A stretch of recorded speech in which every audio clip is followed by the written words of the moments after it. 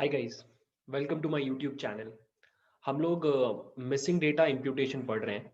हमने last video में complete case analysis पढ़ा, जहाँ पे हमने ये सीखा कि अगर आपके पास किसी भी कॉलम में डेटा मिसिंग है तो अगर आप चाहो तो आप उस पूरे रो को हटा सकते हो। ठीक है। अब आज से हम लोग अगले 3-4 videos we are going to focus कि हम मिसिंग वैल्यूज को कैसे फिल कर सकते हैं। ठीक है। आज का जो वीडियो रहेगा ये it will be totally dedicated to numerical data. ठीक है। फिर मैं अलग से एक वीडियो में कैटेगोरिकल डेटा को कैसे इंप्यूट करते हैं वो बताऊंगा। ठीक है। So let's start the video. So guys, if you talk about numerical data, तो there are two ways using which you can impute missing values. One is univariate imputation. Okay. And the second one is multivariate imputation. ठीक है। दोनों में difference क्या होता है? अगर आपके पास मल्टीपल कॉलम्स हैं, ठीक है, लेट्स से 1 2 3 4, ठीक है, और यहां पर किसी एक पर्टिकुलर रो में कॉलम नंबर 2 में कोई वैल्यू मिसिंग है। अब अगर आप इस वैल्यू को फिल करने के लिए इसी कॉलम के बाकी वैल्यूज को यूज करते हो तो दैट इज यूनिवेरिएट इम्प्यूटेशन। तो ये बाकी वैल्यूज का आप मीन निकाल सकते हो, मीडियन निकाल सकते हो, रैंडमली उनमें से कोई एक वैल्यू सेलेक्ट कर सकते हो। बेसिकली कोई भी स्टैटिस्टिकल टेक्निक अगर आप लगा रहे हो on the same column, then you are doing univariate imputation. Whereas अगर मैं सेम एग्जाम्पल को एक्सटेंड कर दूं, लेट्स से यही हमारे 4 कॉलम्स हैं और फिर से किसी एक पर्टिकुलर रो में हमारे पास एक सिंगल मिसिंग वैल्यू है, और इसको फिल करने के लिए अगर आप 3 4 और 1 तीनों का हेल्प ले रहे हो, तीनों की वैल्यूज का हेल्प ले रहे हो, then this is multivariate imputation. ठीक है। यहां पर हम दो टेक्निक्स पढ़ेंगे मल्टीवेरिएट में।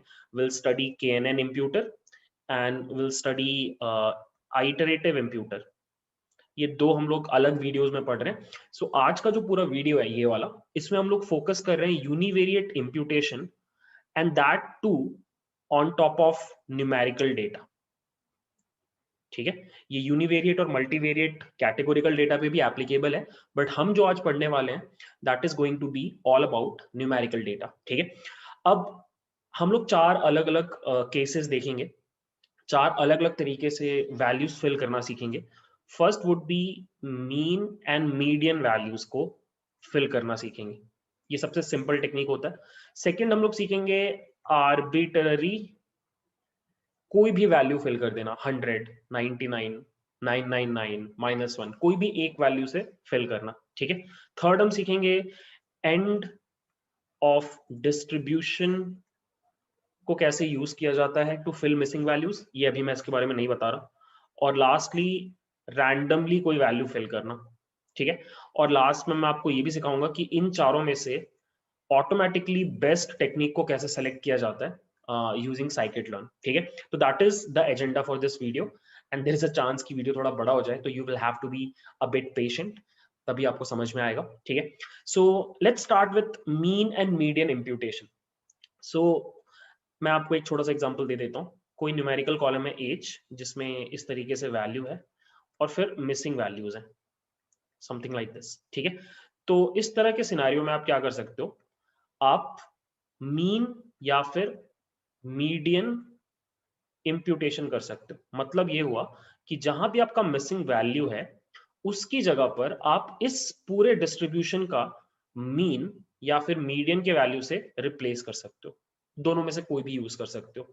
अब बहुत लोग क्वेश्चन पूछते हैं कि कब मीन यूज करना चाहिए, कब मीडियन यूज करना चाहिए। तो बहुत सिंपल सी बात है, अगर आपका डिस्ट्रीब्यूशन काफी नॉर्मल है, नॉर्मली डिस्ट्रीब्यूटेड है, तो फिर तो बहुत सिंपल है, आप सीधे मीन यूज कर लो। एक्चुअली मीन, मीडियन और मोड तीनों एक जैसा ही बिहेव करेगा। अगर आपका डिस्ट्रीब्यूशन थोड़ा भी स्क्यूड है लाइक दिस, तो इस केस में आपका मीन थोड़ा शिफ्ट हो जाता है, तो median is a better candidate. ठीक है। तो आई होप आपको ये चीज समझ में आ रही है। अब फायदा क्या है मीन और मीडियन इम्प्यूटेशन का, व्हाट इज द बेनिफिट? सबसे पहला बेनिफिट ये है कि ये इम्प्यूटेशन टेक्निक बहुत ही सिंपल है। मतलब सिंपली मीन या मीडियन कैलकुलेट करके सारी मिसिंग वैल्यूज को रिप्लेस कर देना है। This is very very easy to implement. ठीक है। सेकंड, इजी है तो सर्वर पे भी जब आप वेबसाइट डिप्लॉय करते हो अपना मशीन लर्निंग मॉडल का, तो वहां पे भी इसको रिक्रिएट करना या रीयूज करना बहुत इजी हो जाता है। तो simplicity is very important. Second, actually और कोई खास बेनिफिट है नहीं इसका, लाइक इट्स जस्ट सिंपल, और कुछ रीजन नहीं है। मतलब ये आपको अच्छा रिजल्ट दे देगा अगर आपके पास कम मिसिंग वैल्यूज है। अगर बहुत ज्यादा मिसिंग वैल्यूज है, लेट्स से आपके पास 5% से ज्यादा मिसिंग वैल्यूज है, तो ये उतना रिलायबल नहीं रहता। तो जल्दबाजी में कभी कभी आप ये कर सकते हो, बट मोस्टली आप इसको यूज नहीं करोगे, एटलीस्ट प्रोडक्शन में आप यूज नहीं करोगे, ठीक है। इसका डिसएडवांटेज क्या होता है? इसका डिसएडवांटेज सबसे बड़ा ये है कि ये आपके डिस्ट्रीब्यूशन का जो शेप होता है, डिस्ट्रीब्यूशन का जो शेप होता है उसको चेंज कर देता है। मतलब मिसिंग वैल्यूज जब थी तो डिस्ट्रीब्यूशन कुछ ऐसा था, और जब आपने उसको मीन वैल्यू से रिप्लेस कर दिया तो डिस्ट्रीब्यूशन का शेप कुछ ऐसा हो गया। तो डिस्ट्रीब्यूशन को चेंज करता है, ठीक है। और ये ऑब्वियस बात है, आप सबको मीन से रिप्लेस करोगे तो ऑब्वियसली आपके डिस्ट्रीब्यूशन का शेप चेंज होगा। सेकेंड, यहाँ पे आउटलायर्स आ जाते हैं। ये मैं आपको करके दिखाऊंगा प्रैक्टिकली। कुछ एक्स्ट्रा आउटलायर्स आ जाते हैं जो कि आउटलायर्स नहीं है, उसको आपका सिस्टम आउटलायर समझने लग जाता है, ठीक है। थर्ड इज कि आपका आपका एज जो कॉलम है, इसका जो रिलेशनशिप है बाकी कॉलम्स के साथ, उसमें भी थोड़े चेंजेस आ जाते हैं। तो इसको बोला जाता है कोवेरियंस,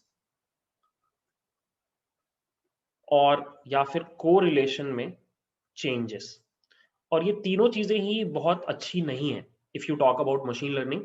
आपका डिस्ट्रीब्यूशन बहुत चेंज नहीं होना चाहिए, आउटलायर्स बिना बात के नहीं आने चाहिए, और आपका जो वेरिएबल है जिसका वैल्यूज आप फिल कर रहे हो, उसका रिलेशनशिप बाकियों के साथ चेंज नहीं होना चाहिए जब आप वैल्यूज फिल कर रहे हो। तो ये तीनों चीजें ही गड़बड़ है। तो देख के करना होता है, मतलब कभी कभी आपको ये काम आ जाएगा बट मोस्टली रिस्की रहता है, ठीक है। अब कब यूज करना चाहिए, व्हेन टू यूज? दो केसेस में। First, when data is missing completely at random, तभी आपको करना चाहिए। सेकंड, डेटा अगर कम मिसिंग है, लाइक लेस देन 5% अगर डेटा मिसिंग है, तो आपको ये अप्लाई करना चाहिए। बट आप देखोगे इंटरनेट पे बहुत जगह पे कि लोग एनीवेज यूज कर ही देते हैं इसको, ठीक है, क्योंकि ये बहुत सिंपल टेक्निक है।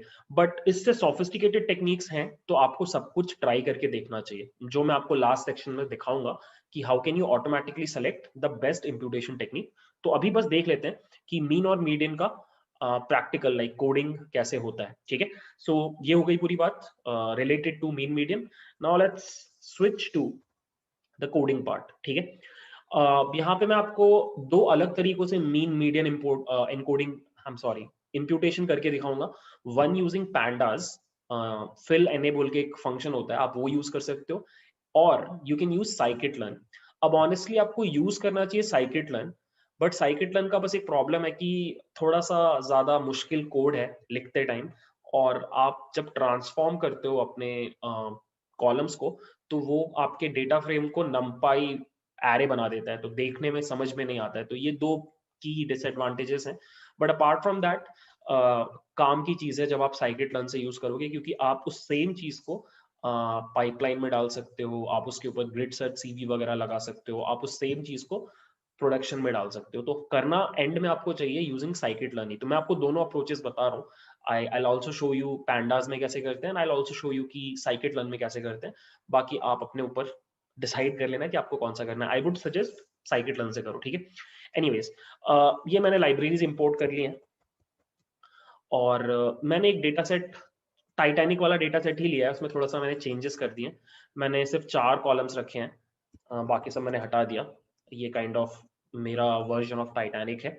एज है, फेयर है, फैमिली है। Family is actually the summation of parent child and sibling spouse, ठीक है। और सर्वाइव्ड कॉलम है। तो ये 4 न्यूमेरिकल कॉलम्स हैं आप मेरे पास।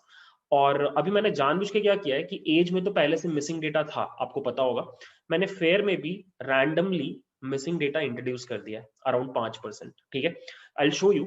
सो अगर मैं आपको ये दिखाऊं, df.isnal.mean, you can C as में आपका 19% डेटा मिसिंग है। फेयर में मैंने 5% डेटा खुद से हटा दिया है। फैमिली में कोई भी डेटा मिसिंग नहीं है, सर्वाइव में कोई भी डेटा मिसिंग नहीं है। तो मेरा काम क्या है, मेरा टारगेट क्या है इस वीडियो में, कि मुझे एज और फेयर के मिसिंग वैल्यूज को इंप्यूट करना है, फिल करना है यूजिंग मीन मीडियन इंप्यूटेशन। ठीक है, तो पहले मैं आपको दिखाता हूं। सबसे पहले आप हमेशा क्या करते हो कि आप ट्रेन टेस्ट स्प्लिट करते हो, ये आपने हमेशा ही किया है। ट्रेन टेस्ट स्प्लिट करने के बाद ये रहा मेरा shape, 712 columns, I am sorry 712 रोज आ रहे हैं एक्स ट्रेन में और 179 रोज आ रहे हैं एक्स टेस्ट में। ठीक है, पता नहीं मैंने क्या बोला बट जो भी है। और अब एक्स ट्रेन में अगर आप देखो तो इतनी मिसिंग वैल्यूज हैं, अराउंड 20% एज में और अराउंड 5% अपना फेयर में। ठीक है, वो यूनिफॉर्मली डिवाइड हो गया ट्रेन और टेस्ट में। अब मैंने क्या किया, मैंने एज का मीन निकाला, एज का मीडियन निकाला, फेयर का मीन निकाला, फेयर का मीडियन निकाला, क्योंकि इन्हीं वैल्यूज से मुझे फिल करना है और मैंने इन 4 वेरिएबल्स में स्टोर कर दिया। ठीक है, उसके बाद का कोड बहुत सिंपल है, मैंने 4 नए कॉलम्स बनाए, 2 एज के लिए और 2 फेयर के लिए। तो पहला जो एज का कॉलम है उसमें मैं मीडियन वाले से रिप्लेस कर रहा हूँ और दूसरे वाले में मैं एज वाले से सॉरी मीन वाले से रिप्लेस कर रहा हूँ, और ये सेम चीज मैं फेयर के ऊपर भी अप्लाई कर रहा हूँ। So you can see X train का age fill N A median age, X train का age fill N A mean age. ठीक है, और इसको मैंने जैसे ही चलाया, ये वार्निंग्स को आप इग्नोर कर सकते हो इस पॉइंट पे। हम एक्चुअली एक डेटा फ्रेम के एक पोर्शन के ऊपर चेंजेस कर रहे हैं तो वो वार्निंग आ रहा है, इट्स ओके, कोई प्रॉब्लम नहीं है। और अब मैंने xtrain डॉट सैंपल किया तो यू कैन सी ये रहा मेरा ओरिजिनल एज कॉलम जिसमें मिसिंग वैल्यूज हैं, और ये है मेरा इम्प्यूटेड एज कॉलम मीन के हिसाब से। तो इसमें जितनी भी मिसिंग वैल्यूज होंगी, जैसे यहाँ पे देखो, लेट्स होप कि आ जाए, जैसे हाँ ये देखो एज में ये मिसिंग वैल्यू है, यहाँ पे ये इम्प्यूट हो गया मीन वैल्यू से, और बाकी सारी values as it is same रहेंगी। जहां भी मिसिंग वैल्यूज होंगी वहां पे बस आपका सॉरी दिस इज, हाँ दिस इज मीडियन, ये मीडियन से रिप्लेस हुआ यहाँ पे आपका मीन से रिप्लेस हुआ। ठीक है, और बिल्कुल सेम चीज मैंने अप्लाई किया है फेयर के ऊपर। तो मैंने पैंडास यूज करके मेरा काम कर दिया। ठीक है, अब उसके बाद अब आपको क्या करना चाहिए, जब भी आप ये इंप्यूटेशंस करो आपको 3-4 चीजें देखनी चाहिए। सबसे पहले आपको वेरिएंस देखना चाहिए कि वेरिएंस में क्या चेंज आया। ठीक है, वेरिएंस मतलब मीन से कितना डिविएट कर रहे हो आप। जनरली जब आप मीन मीडियन इंप्यूटेशन करते हो तो होता क्या है कि आपका वेरिएंस श्रिंक कर जाता है, क्योंकि आपकी ज्यादा वैल्यूज अब मीन के पास चली गई तो ऑब्वियसली आपका वेरिएंस रिड्यूस कर जाएगा, क्योंकि वेरिएंस क्या होता है, मीन से दूरी का स्क्वायर्ड सम, राइट। तो यहां पर यू कैन सी कि जो एज वेरिएबल था ओरिजिनल डेटा में उसमें वेरिएंस था 204 का, बट जैसे ही मैंने एज मतलब मीडियन इंप्यूटेशन लगाया तो 161.98 हो गया, और मीन इंप्यूटेशन लगाया तो 161.82 हुआ। तो ये चीज आपको हमेशा याद रखनी है कि जब भी आप मीन या मीडियन इंप्यूटेशन लगाओगे किसी भी डिस्ट्रीब्यूशन पे, न्यूमेरिकल डेटा पे, आपका वेरिएंस श्रिंक कर जाएगा। आपको बस ये ख्याल रखना है कि बहुत ज्यादा श्रिंक ना कर जाए, ड्रास्टिक चेंजेस नहीं होने चाहिए। अगर ड्रास्टिक चेंजेस हो रहे हैं तो that is a red flag. ठीक है, सेम विथ फेयर, फेयर में 2448 है हमारा वेरिएंस, और वो बहुत ज्यादा रिड्यूस नहीं हुआ, और इसका रीजन ये है कि फेयर में बहुत कम मिसिंग वैल्यूज है तो इसलिए ज्यादा चेंजेस नहीं आए। एयर में एज में देर आर 20% मिसिंग वैल्यूज, तो बड़ा चेंज आया है। ठीक है, तो एयर मैं बार बार एयर बोल रहा हूँ, सॉरी। एज के केस में आपको थोड़ा सा केयरफुल रहना होगा कि आपने जो किया है वो हो सकता है उतने अच्छे रिजल्ट्स आपको ना दे। ठीक है, सो आई होप आपको यहां तक समझ में आ रहा है। सेकेंड चीज जो आपको पता करनी चाहिए वो है कि डिस्ट्रीब्यूशन में कैसा चेंज आया। सो मैंने ये कोड लिख रखा है, और ये फेयर का चेंज है और ये एज का चेंज है। सो एज में यू कैन सी कि जो ब्लू वाला कर्व है ये मेरा ओरिजिनल एज है, जो ओरिजिनल डिस्ट्रीब्यूशन है जिसमें मिसिंग वैल्यूज हैं, और ये जो ऑरेंज और ये जो ग्रीन है ये मेरा मीडियन और मीन वाला डिस्ट्रीब्यूशन है। एंड यू कैन सी आपका डिस्ट्रीब्यूशन काफी चेंज हो गया, मतलब सेंटर पे थोड़ा बड़ा हो गया, लंबा हो गया। उसका रीजन ये है कि आपकी मीन और मीडियन पे अब ज्यादा वैल्यूज हैं, तो ज्यादा सेंटर पे वैल्यूज होने की वजह से वहां का प्रोबेबिलिटी हायर है। ठीक है, तो ये थोड़ा रेड फ्लैग है, इस तरह का ड्रास्टिक चेंज नहीं आना चाहिए।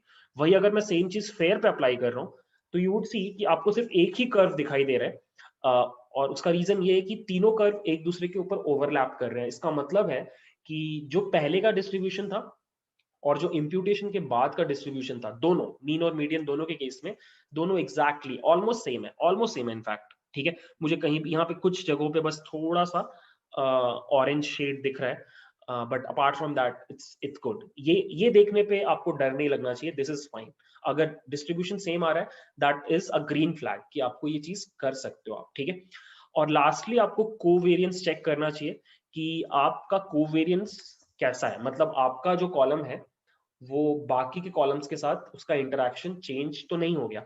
जैसे एज का अगर आप फेयर के साथ इंटरेक्शन देखो तो 70 था, कोवेरियंस 70 था, फैमिली के साथ -6.49 था, ठीक है।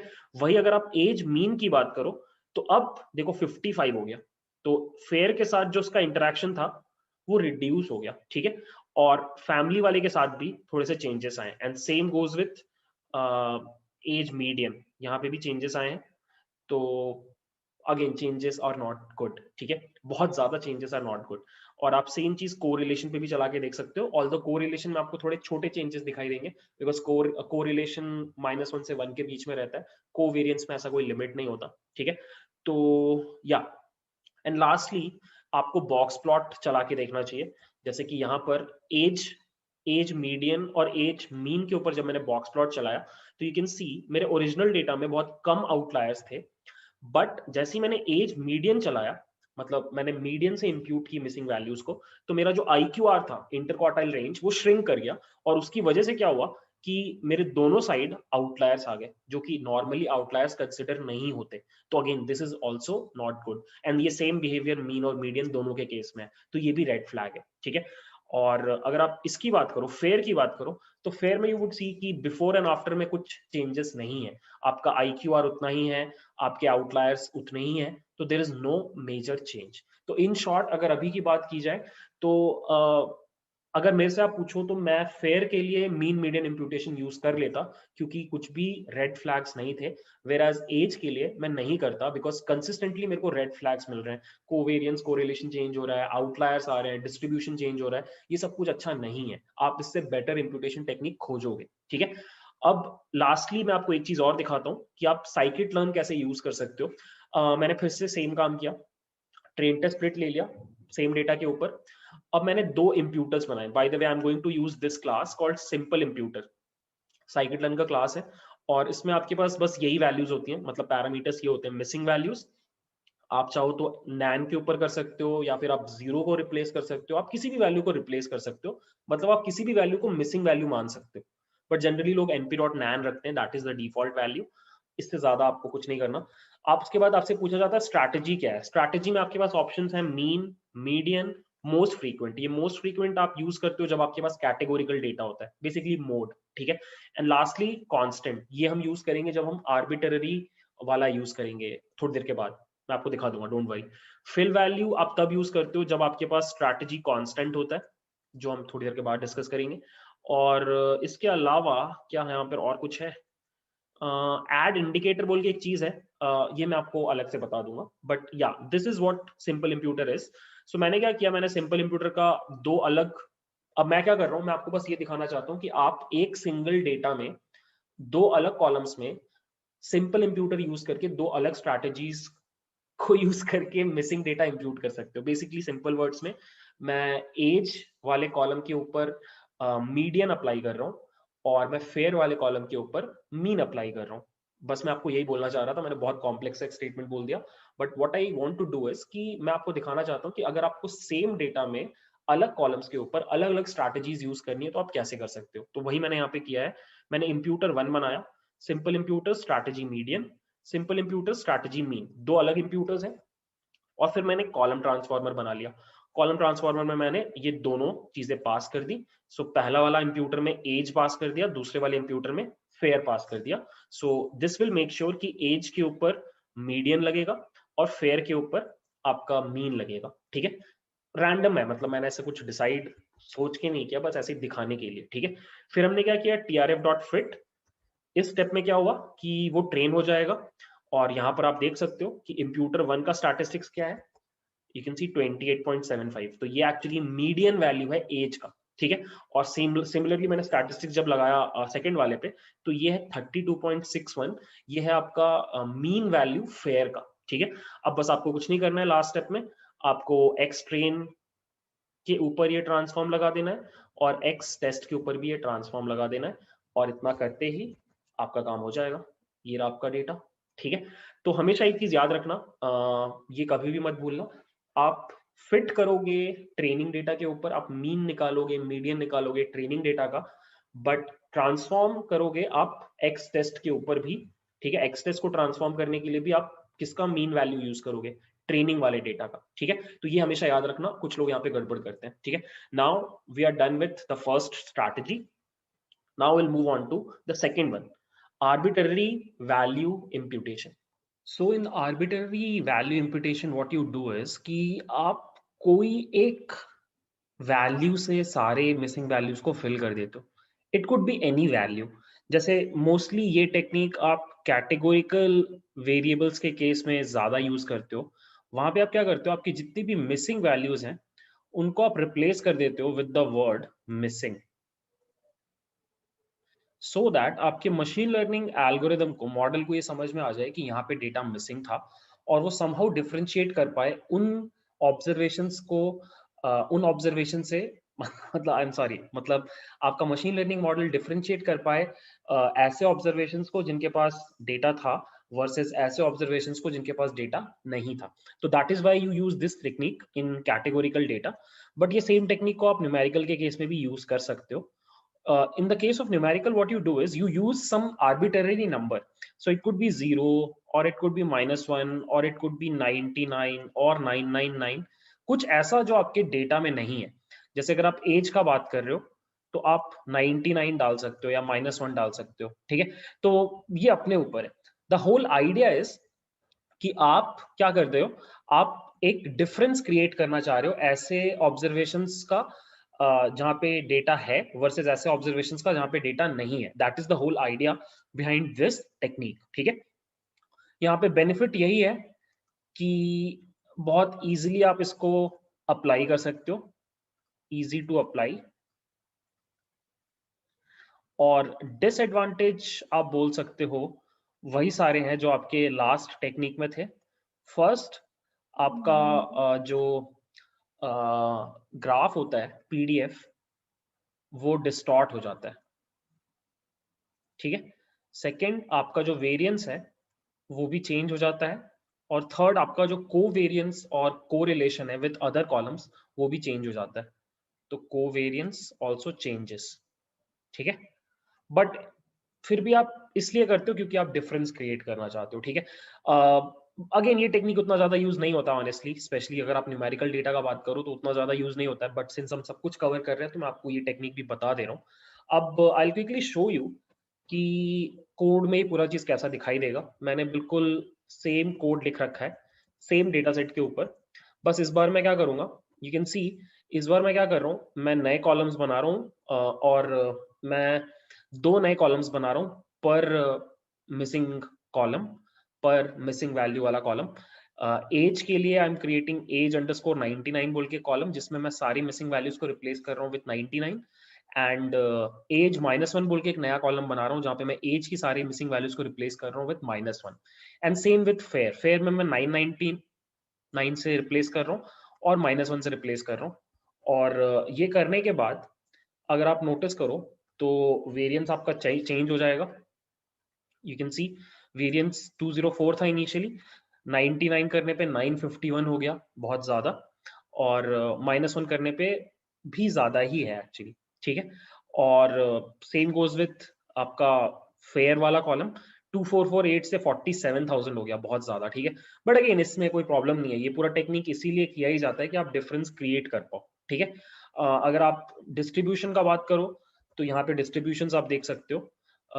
जो ब्लू वाला है वो आपका नॉर्मल है मिसिंग वैल्यूज के साथ. जो ऑरेंज है वो है आपका 99 वाला. और यहाँ पे आप देख सकते हो कि मीन से थोड़ा नीचे आ गए हो आप, और आपका एक और काइंड ऑफ पीक आया हुआ है 99 की साइड, क्योंकि 99 की बहुत सारी वैल्यूज हो गई हैं.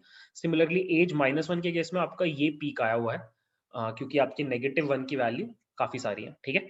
एंड यही सेम चीज मैंने यहाँ पे फेयर पे चला के रखा है, आप एक बार देख सकते हो. कोवेरिएंस भी आप एनालाइज करोगे तो आपको दिखाई देगा चेंज हो जाता है. सो कुछ नया नहीं है यहाँ पे. And same goes with correlation, ठीक है. और साइकिट लर्न में भी अगर आपको यूज करना है तो ये एग्जैक्टली सेम टेक्निक है.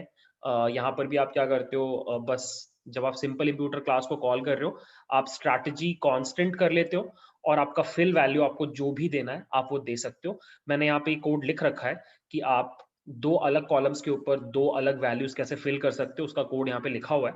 You can just go through the code. कुछ खास यहाँ पर नया आपको नहीं मिलने वाला, ठीक है। तो इन समरी, आर्बिटरी वैल्यू के साथ आप तब रिप्लेस करते हो, दो कंडीशंस होते हैं। एक इंपॉर्टेंट चीज मैं बोलना ही भूल गया। आप स्पेशली ये चीज तब करते हो जब आपको लगता है कि data is not missing at random.